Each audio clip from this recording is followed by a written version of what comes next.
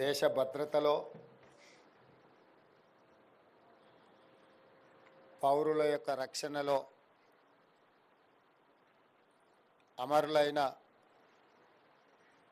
Police అధికారుల స్మారకార్థం వారికి నివాళులు అర్పించడానికి తెలంగాణ రాష్ట్ర ప్రభుత్వం పోలీస్ శాఖ ఏర్పాటు చేసిన ఈ కార్యక్రమంలో తమ బాధ్యతలు అమరులైన పోలీసు అధికారులందరికీ తెలంగాణ రాష్ట్ర ప్రభుత్వం తరఫున ఘనమైన నివాళులను అర్పిస్తున్నాం. ఈరోజు దేశం 140 కోట్ల జనాభా ప్రశాంతంగా గుండెల మీద చేతులు పెట్టుకొని నిద్రపోగలుగుతున్నారు అని అంటే లక్షలాది మంది పోలీసు సిబ్బంది నిరంతరం పహారా కాయడం, ప్రజల్ని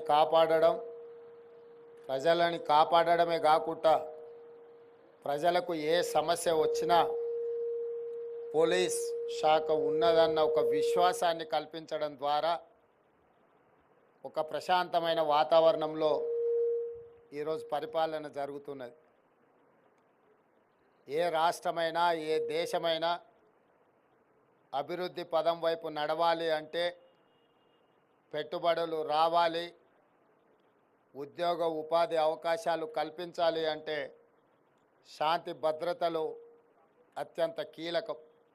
శాంతి భద్రతలు లేని రాష్ట్రంలో దేశంలో పెట్టుబడులు రాకపోను, ఉన్న పరిస్థితులు కూడా గందరగోళానికి లోనై నిరుద్యోగ సమస్య, శాంతి భద్రతల సమస్య ఉత్పన్నమైతే ఆ దేశం పూర్తిగా దెబ్బతినడానికి అవకాశం ఉంటుంది. అలాంటి పరిస్థితులలో తెలంగాణ రాష్ట్రంలో పోలీసులు నిరంతరం పహారా కాస్తూ అవసరమైతే తమ బాధ్యతలో ప్రాణాలైనా వదులుతున్నారు. కానీ శాంతి భద్రతల విషయంలో, నిఘా విషయంలో వైఫల్యం చెందకుండా నిరంతరం శ్రమిస్తున్నందుకు తెలంగాణ పోలీస్ శాఖ సిబ్బందికి రాష్ట్ర ప్రభుత్వం తరఫున అభినందనలు తెలియజేస్తున్నాం. ఈరోజు అమరవీరులను స్మరించుకునే ఈ కార్యక్రమం 1959 భారత్ చైనా సరిహద్దుల్లో జరిగిన పోరాటంలో అమరులైన పోలీసుల స్మారకంగా అక్టోబర్ 21 ప్రతి సంవత్సరం మనం ఈ కార్యక్రమాన్ని జరుపుకుంటున్నాం. ఈ కార్యక్రమం పోలీస్ శాఖ సిబ్బందికి, అమరులైన కుటుంబాలకు ప్రభుత్వాలు అండగా నిలబడతాయి, ఆ కుటుంబాలను ఆదుకుంటామని ఒక సందేశాన్ని ఇవ్వడం ద్వారా వాళ్ళలో విశ్వాసాన్ని పెంపొందించడానికి చేస్తున్న ప్రయత్నంలో భాగం. అదేవిధంగా తమ విద్యుక్త ధర్మంలో ప్రాణాలు కోల్పోయిన వాళ్లను తప్పకుండా రాష్ట్ర ప్రభుత్వం స్మరించుకుంటుంది. అమరులైన పోలీస్ అధికారులకు ప్రతి సంవత్సరం నివాళులు అర్పించడం ద్వారా వారి స్ఫూర్తిని పోలీస్ శాఖ సిబ్బందిలో నింపడానికి పూర్తి స్థాయిలో ప్రయత్నం చేస్తున్నాం. ఈరోజు తెలంగాణ రాష్ట్రానికి సంబంధించినంత వరకు కేఎస్ వ్యాస్ గారు కావచ్చు, పరదేశీ నాయుడు గారు కావచ్చు, ఉమేష్ చంద్ర గారు ఐపీఎస్ అధికారులు కావచ్చు, లేదా ఐఎస్ఐ తీవ్రవాదుల చేతుల్లో మరణించిన కృష్ణ ప్రసాద్ కావచ్చు, ఇలా చెప్పుకుంటూ వెళ్తే వందలాది మంది పోలీస్ అధికారులు, సిబ్బంది అమరులై ఈ రాష్ట్రాన్ని కాపాడి ఈనాడు ఉన్న పోలీస్ సిబ్బందికి ఒక స్ఫూర్తిగా, ఒక ధైర్యంగా నిలబడ్డారు. ఈరోజు అలా ఈ రాష్ట్రాన్ని, ప్రజల్ని, శాంతి భద్రతల్ని కాపాడడానికి ప్రయత్నం చేసిన ప్రతి ఒక్క అధికారికి ఆ ప్రయత్నంలో ప్రాణాలు వదిలిన ప్రతి ఉన్నతాధికారికి ఈ సందర్భంగా రాష్ట్ర ప్రభుత్వం ఘనమైన నివాళిని అర్పిస్తున్నది. ఈరోజు ప్రధానంగా గతంలో ఉండే నేరాల కంటే నేరగాళ్ళు కొత్త కొత్త విధానాలతో సమాజంలో వస్తున్న మార్పులు, సాంకేతిక నైపుణ్యాన్ని నేరగాళ్ళు అందిపుచ్చుకుంటున్నారు. ఒకప్పుడు నేరగాళ్ళను నియంత్రించడంలో పోలీస్ శాఖ సిబ్బందిలోనే కొన్ని ప్రత్యేకమైన విభాగాలను ఏర్పాటు చేసి తీవ్రవాదులను కానీ, ఐఎస్ఐ ఏజెంట్లను కానీ, ఇతర ఆర్థిక నేరగాళ్లను అంచడానికి ఒకనాడు ఎస్ఐబి, గ్రేహాండ్స్ లాంటి సంస్థలను ఏర్పాటు చేసి మన రాష్ట్రం దేశానికే ఆదర్శంగా నిలబడి అన్ని రకాల నేరగాళ్లను అడ్డుకునే ప్రయత్నం, అదేవిధంగా ఇతర రాష్ట్రాలలో పోలీస్ అధికారులు ఏదైనా నిర్ణయం తీసుకోవాలనుకున్నప్పుడు మన రాష్ట్రాన్ని సందర్శించి మన అధికారులు చేపడుతున్న చర్యలను, అమలు చేస్తున్న విధానాన్ని పక్క రాష్ట్రాల అధికారులు వచ్చి ఇక్కడ శిక్షణ పొంది ఇక్కడి నుండే నేర్చుకొని ఫోరెన్సిక్ ల్యాబ్ కూడా దేశంలో ఎక్కడ ఏ నేరం జరిగినా హైదరాబాద్ నగరంలో ఉన్న ఫోరెన్సిక్ ల్యాబ్ నుంచే రిపోర్ట్లు తెప్పించుకొని వాళ్ళు చర్యలు తీసుకునే పరిస్థితికి మన అధికారులు ఎదిగినరు. అంటే ఈ దేశంలో ఉండే పోలీస్ వ్యవస్థకు తెలంగాణ రాష్ట్ర పోలీస్ శాఖ ఆదర్శంగా నిలబడి అందరికంటే ముందు బాగానే నిలబడ్డది. అయినా ఈనాడు సమాజంలో వచ్చిన మార్పులను మనం నిశితంగా గమనించవలసిన అవసరం ఉన్నది. ఈరోజు ఎస్ఐబి, గ్రేహాండ్సే కాదు, ఇతర నేరాలు పెరగడం వల్ల ఈ మధ్యలోనే సైబర్ క్రైమ్కు సంబంధించిన సంస్థను ప్రత్యేకంగా ఏర్పాటు చేసుకొని సైబర్ క్రైమ్ నేరాలను నియంత్రించడానికి, సైబర్ క్రైమ్లో మోసపోతున్న వాళ్లకు ఈరోజు సాంకేతిక నైపుణ్యం ఉండి చదువుకున్న వాళ్ళే ఎక్కువ ఇందులో మోసానికి లోనవుతున్నారు. క్షణికమైన ఆనందం కోసమో లేదా అనాలోచిత చర్యల వల్ల ఈరోజు సైబర్ క్రైమ్ బాధితులు ఎక్కువ మంది మన కళ్ళ ముందు కనిపిస్తున్నారు. మన సైబర్ క్రైమ్ డిపార్ట్మెంట్ దేశంలోనే ఆదర్శంగా పనిచేస్తుందని చెప్పి ఈ మధ్యకాలంలోనే కేంద్ర హోంశాఖ మంత్రి అమిత్ షా గారు తెలంగాణ రాష్ట్ర ప్రభుత్వ పోలీస్ అధికారులను అభినందిస్తూ వారు నిర్ణయం తీసుకొని కేంద్ర ప్రభుత్వం ప్రకటించడం జరిగింది. ఇదే కాదు, ఈరోజు డ్రగ్స్ కూడా సమాజాన్ని, యువతను పట్టి పీడిస్తున్నది.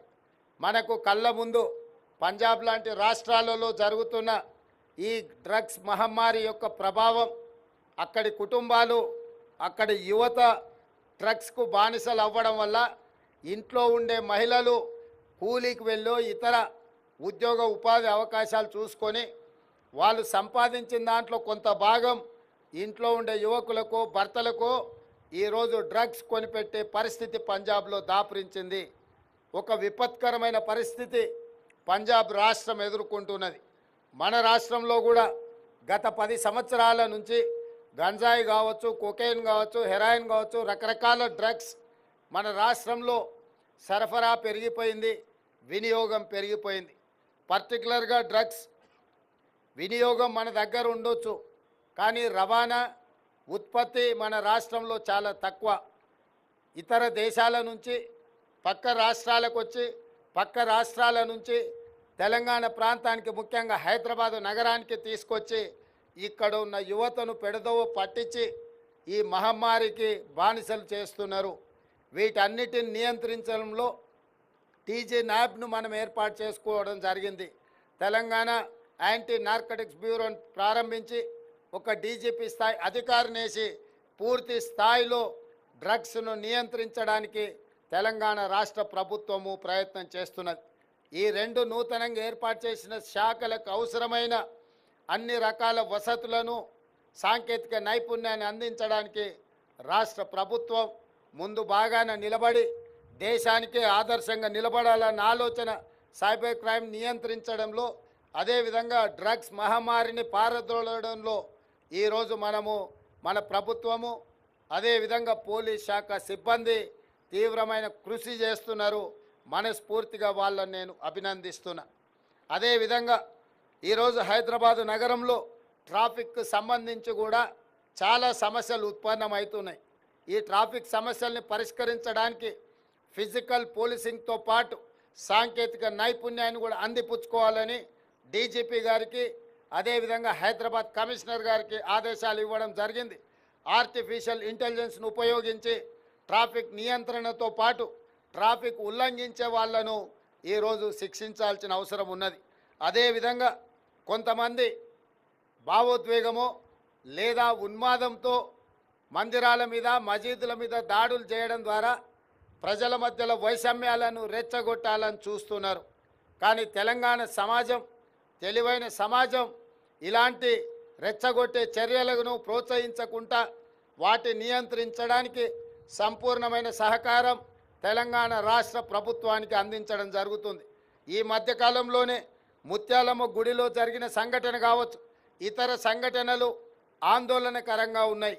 కానీ నేరాలకు పాల్పడ్డ వాళ్ళ మానసిక పరిస్థితి, అక్కడ ఉన్న క్షేత్రస్థాయిలో ఉన్న పరిస్థితులను గమనించి పోలీస్ శాఖ సిబ్బంది కఠినంగా వ్యవహరించడము, ఎంబడే నేరాలకు పాల్పడ్డ వాళ్ళను అరెస్టు చేయడం ద్వారా ఇలాంటి తప్పిదాలకు పాల్పడితే ఎంతటి వారినైనా ఉపేక్షించము, తప్పకుండా శిక్షించే చర్యల్ని చేపడతామని చెప్పి పోలీస్ శాఖ సిబ్బంది నేరగాళ్లను హెచ్చరిస్తున్నది.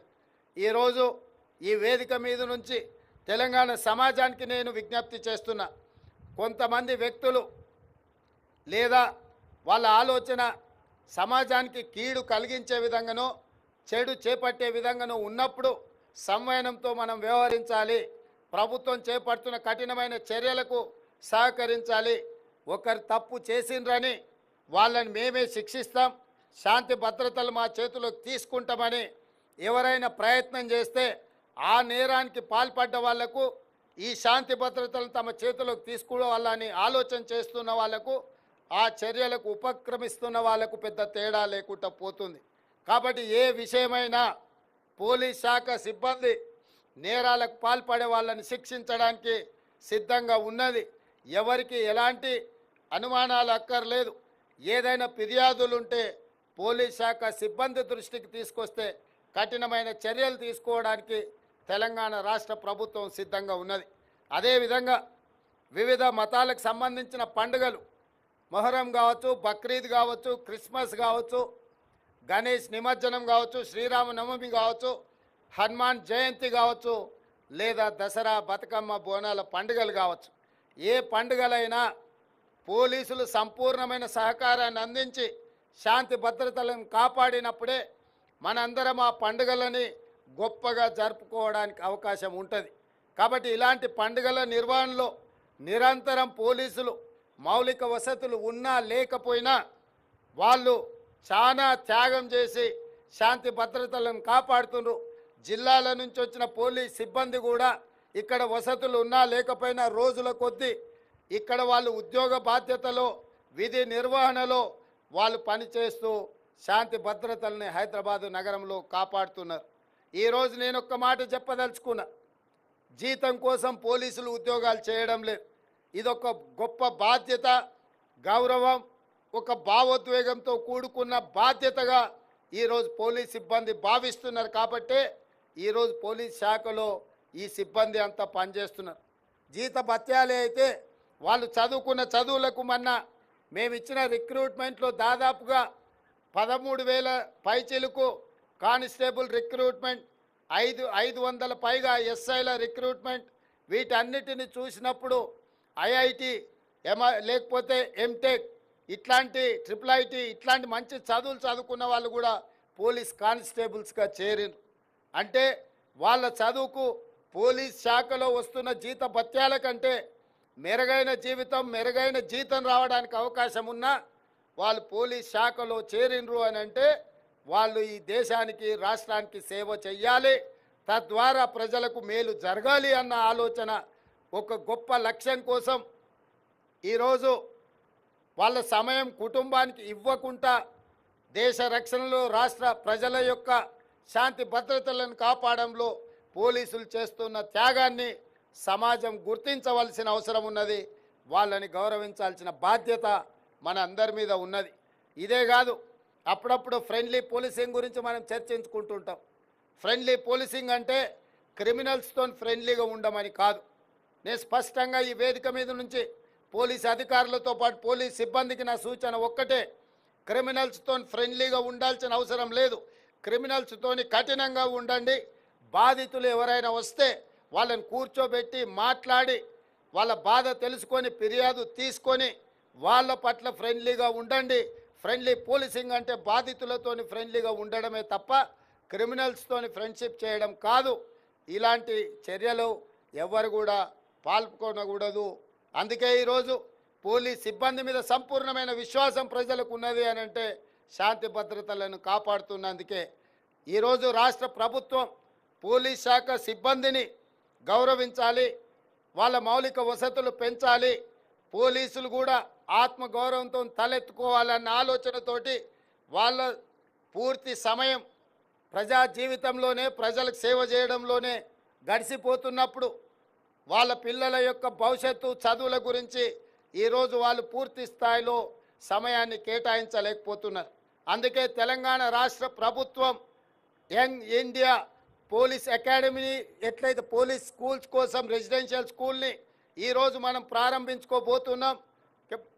హోంగార్డ్ నుంచి డీజీపీ వరకు ఎవరి పిల్లలైనా అక్కడ నాణ్యమైన విద్యను అన్ని రకాల ఇంటర్నేషనల్ స్టాండర్డ్స్, ఏ కార్పొరేట్ స్కూల్ కూడా ఎంత హైయెస్ట్ క్వాలిఫికేషన్ ఉన్న టీచర్స్ని సిబ్బందిని నియమించి పోలీస్ శాఖ హోంగార్డ్ నుంచి డీజీపీ వరకు ఎవరి పిల్లలైనా అక్కడ చదువుకునే విధంగా ఇవాళ 50 ఎకరాలతోటి గ్రేహాండ్స్ క్యాంపస్ దగ్గర ఈరోజు మనం పోలీస్ స్కూల్ని మనం ప్రారంభించుకోబోతున్నాం. నేషనల్ డిఫెన్స్ అకాడమీ లేదా సైనిక్ స్కూల్ పిల్లలు ఎంత గొప్పగా చెప్పుకుంటారో రాబోయే రోజుల్లో యంగ్ ఇండియా పోలీస్ స్కూల్ నుంచి వచ్చే విద్యార్థులు ఎస్ మేము పోలీస్ స్కూల్ నుంచి వచ్చినామని గర్వంగా చెప్పుకునే విధంగా ఆ అకాడమీని మనం ముందుకు తీసుకెళ్లాలనుకుంటున్నాం.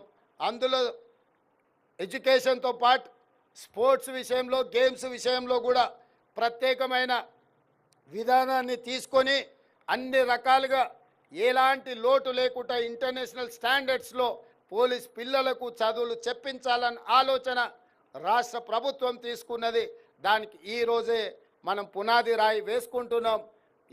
ఈ వేదిక మీద నుంచి పోలీస్ శాఖ సిబ్బందికి నేను సూచన చేస్తున్నా, వచ్చే అకాడమిక్ ఇయర్ నుంచి మీ పిల్లలని అక్కడ చేర్పించుకోవడానికి అవసరమైన అన్ని ఏర్పాట్లు చేసుకోండి. ఎలాంటి లోటు రాకుండా మీ పిల్లల చదువులకు, వాళ్ళ భవిష్యత్తుకు తెలంగాణ రాష్ట్ర ప్రభుత్వం అండగా నిలబడుతుందని చెప్పి నేను ఈ సందర్భంగా తెలియజేస్తున్నా. ఏది ఏమైనా పోలీస్ మిత్రులకు నా సూచన ఒక్కటే, ప్రజలకు ఎన్ని చేసినా ఇంకా ఏదో ఒక సమస్య పెండింగ్ ఉండనే ఉంటుంది. 99 మంచి పనులు చేసినా ఒక్క దగ్గర తప్పిదం జరిగితే ఆ ఒక్క తప్పిదాన్ని చూసి మన శాఖను తప్పు పట్టే అవకాశం ఉంటుంది. కాబట్టి ఆ 1% కూడా తప్పులు జరగకుండా సరైన విధంగా మనం వ్యవహరించాల్సిన అవసరం ఉన్నది, సంయమనం పాటించాల్సిన అవసరం ఉన్నది. ఎక్కడైనా పోలీస్ సిబ్బంది ఆవేశానికి లోనైనా, సహనం కోల్పోయినా అది కొత్త సమస్యలకు దారి తీస్తుంది. కాబట్టి మనం చాలా ఓపికతో వ్యవహరించాలి, నేరగాళ్ళ పట్ల కఠినంగా మనం ఉండాలి. అప్పుడే సమాజానికి మన పట్ల సంపూర్ణమైన విశ్వాసం ఉంటుంది. మీ అందరికీ రాష్ట్ర ప్రభుత్వం అండగా నిలబడుతుంది. మీ సమస్యల్ని పరిష్కరించడానికి ముందు బాగానే తెలంగాణ రాష్ట్ర ప్రభుత్వం ఉంటుంది.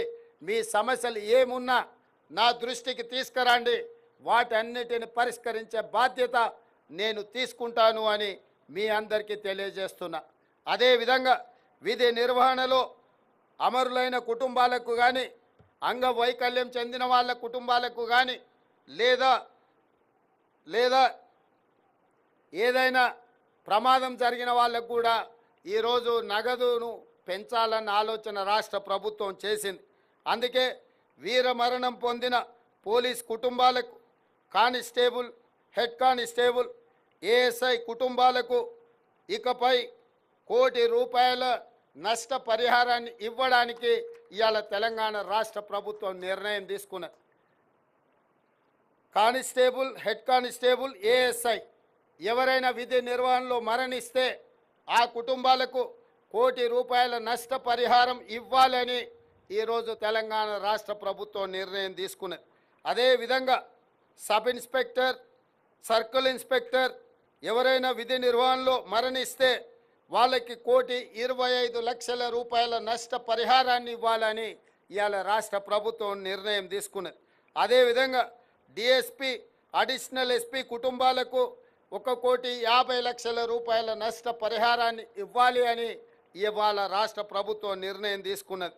అదేవిధంగా ఎస్పీ ఐపీఎస్ కుటుంబాలు ఏదైనా ఇందులో వీరమరణం పొందితే 2 కోట్ల రూపాయలు ఆ కుటుంబాలకు ఇవ్వాలి అని ఈరోజు రాష్ట్ర ప్రభుత్వం నిర్ణయం తీసుకున్నది. అదేవిధంగా శాశ్వత అంగవైకల్యం చెందిన పోలీస్ కుటుంబాలకు కానిస్టేబుల్స్, హెడ్ కానిస్టేబుల్, ఏఎస్ఐ కుటుంబాలకు అంగవైకల్యం శాశ్వత అంగవైకల్యం కలిగితే 50 లక్షల రూపాయలకు నష్టపరిహారం ఇవ్వాలి అని ఈరోజు రాష్ట్ర ప్రభుత్వం నిర్ణయం తీసుకున్నది. అదేవిధంగా sub inspector, circle inspector, DSP, additional SP కుటుంబాలకు 60 లక్షల రూపాయల నష్టపరిహారం ఇవ్వాలి అని రాష్ట్ర ప్రభుత్వం నిర్ణయం తీసుకున్నది. అదేవిధంగా ఎస్పీ ఐపీఎస్ కుటుంబాలకు ఇకపై శాశ్వత అంగవైకల్యం పొందితే 1 కోటి రూపాయల నష్టపరిహారం ఇవ్వాలి అని ఈరోజు రాష్ట్ర ప్రభుత్వం నిర్ణయం తీసుకున్నది. అదేవిధంగా తీవ్రంగా గాయపడిన పోలీస్ కుటుంబాలకు కూడా నష్టపరిహారం ఇవ్వాలి అని తెలంగాణ రాష్ట్ర ప్రభుత్వం నిర్ణయం తీసుకున్నది. అందులో భాగంగా constable, head constable, ASI, sub inspector, circle inspector, DSP, additional SP కుటుంబాలకు ఇకపై 10 లక్షల రూపాయల నష్టపరిహారం ఇవ్వాలి అని రాష్ట్ర ప్రభుత్వం నిర్ణయం తీసుకున్నది. అదేవిధంగా ఎస్పీలు, ఐపీఎస్ కుటుంబాలకు ఇకపై 12 లక్షల రూపాయల నష్టపరిహారం ఇవ్వాలి అని ఈరోజు రాష్ట్ర ప్రభుత్వం నిర్ణయం తీసుకున్నది. ఈ నగదు ఆ కుటుంబంలో కోల్పోయిన సభ్యులను తీసుకొచ్చి ఇవ్వదు. వాళ్ళ దుఃఖాన్ని మనం తీర్చలేము. కానీ వారి మీద ఆధారపడ్డ కుటుంబ సభ్యులకు ఆదుకోవాల్సిన బాధ్యత తెలంగాణ రాష్ట్ర ప్రభుత్వం మీద ఉన్నది. ఎవరైనా ఉద్యోగంలో మరణిస్తే ఆ కుటుంబాలకు ప్లాట్ ఇవ్వడం కానీ, ఆ కుటుంబంలో ఒకరికి కంపాషనేట్ ఉద్యోగం ఇవ్వడం కానీ ఇలాంటివన్నీ కూడా అమలు జరుగుతూనే ఉన్నాయి. ఈ మధ్యకాలంలోనే మనం రాజీవ్ రతన్ గారు చనిపోతే వాళ్ళ అబ్బాయికి స్పెషల్ ఎగ్జామ్షన్ ఇచ్చి డ్యూటీలో ఉన్నప్పుడు చనిపోతే గ్రేడ్ 2 మున్సిపల్ కమిషనర్గా మనము ఉద్యోగం ఇవ్వడం జరిగింది.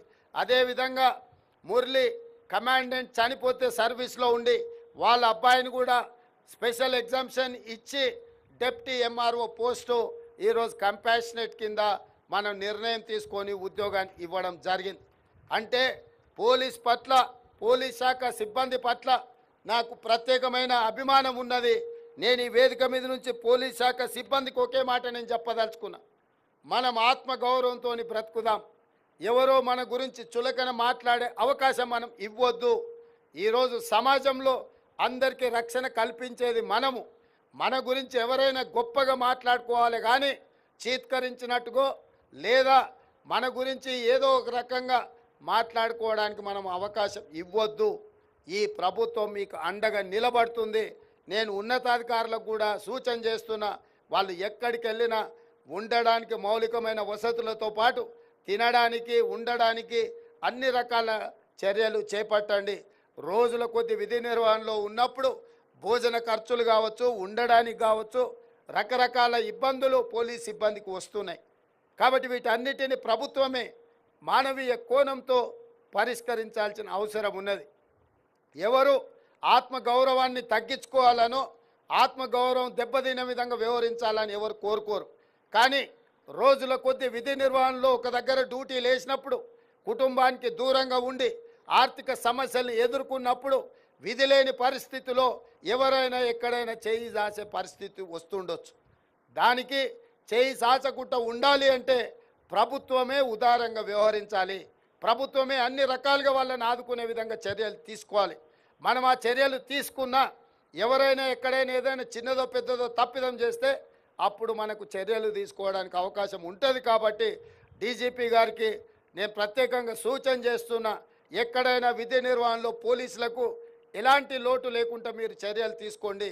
రాష్ట్ర ప్రభుత్వం వైపు నుంచి మీకు కావాల్సిన నిధులను ఇవ్వడం ద్వారా పోలీసు గౌరవాన్ని పెంచడానికి మొదటి ప్రాధాన్యత ఈ ప్రభుత్వం ఇస్తుంది. తప్పకుండా వాళ్ళ యొక్క గౌరవాన్ని పెంచాలి. తెలంగాణ రాష్ట్రం ఏర్పడ్డ తర్వాత 10 సంవత్సరాలు ఎలాంటి నియామకాలు జరగకపోయినా 10 నెలల్లోనే మొట్టమొదటి 90 రోజుల్లో 30,000 ఉద్యోగ నియామకాలు చేపట్టి దాదాపుగా అందులో 15,000 మంది పోలీస్ సిబ్బంది నియామకాలు చేపట్టినాం. కాబట్టి ఈరోజు మిత్రులారా, ఆత్మగౌరవంతో బ్రతుకుదాం. ఎవరి ముందో చేయి జాసే పరిస్థితి మనకు ఉండొద్దు. మనల్ని ఇతరులు ఆదర్శంగా తీసుకోవాలి. ఎందుకంటే ఖద్దర్ కాకిని సమాజం నిశితంగా గమనిస్తుంది. మనమే రోల్ మోడల్స్ ఈ సమాజానికి. మనం బాగుంటే సమాజం మనల్ని గౌరవిస్తుంది. తప్పకుండా ఆ దిశగా ముందుకు వెళ్దాం. మరొక్కసారి అమరులైన పోలీస్ సిబ్బందికి ఘనమైన నివాళులు అర్పిస్తూ మీ అందరి దగ్గర సెలవు తీసుకుంటున్నా. జై హింద్. Thank you, Honorable